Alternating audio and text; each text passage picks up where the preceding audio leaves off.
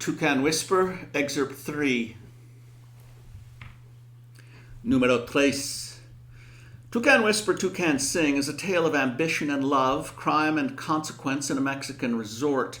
Antonio's fast track to success depends on diligence, perseverance, and Mrs. Mayfair, who loves him no matter what. Numero 3. From the jet skis and parasail, Antonio sent them back to their chase lounges to talk about the wonderfully entertaining fellow working the beach. You really must experience him. Thus came the rewards. 94, 95. It was only a matter of time, never mind Milo, who can't see the value of rippling muscles and a glittering smile, and a non-stop monologue to make that smile contagious. Now he, Antonio Garza, is maestro of pool activities. Soon he will have more money than a coffee can will hold. He won't get another can, but will next fill an entire plastic bucket, one of those 5-gallon buckets that begins full of jalapenos, but then gets promoted to holding the Garza fortune. 5 gallons of money? Chihuahua?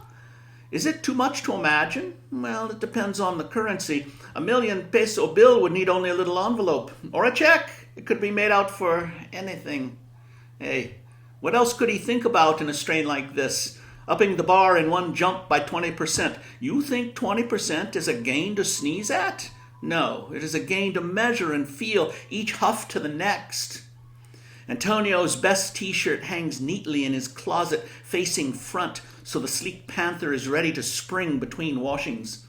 Shiny, dark, and graceful as any beast, he and Panther are ready for one more wearing before washing, because washing every day will wear him out.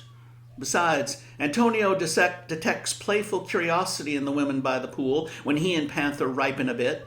Mrs. Mayfair likes it. Then again, he must use caution in all things, given the risk of misperception on a rise so rapid. Far from predatory, Antonio Garza is only playful and willing. Mrs. Mayfair would buy him another expensive tea at the mere hint of desire. He might drop a tacit word or two. She'd surely take his hint to heart, quick as a white-eyed tit on an early worm. She would buy 3 teas and get so lovey, clingy, and tonguey that frankly he'd rather ripen. 111, 112, each syllable of each number receiving clear enunciation. 113, 114. This keeps the pace slow and even, allowing for proper form on each sit-up so that each can make its rightful contribution. She's smart like that, Mrs. Mayfair, rarely missing a beat between herself and Antonio. He smiles in pleasant recollection of Mrs. Mayfair's warble. He hears her whispering her hot, coarse need. What else should a young man recall while doing sit-ups? Does she not contribute to his overall campaign? Besides, he hears her because her need is endless, with no regard for a man's limits or private moments. Thanks for listening.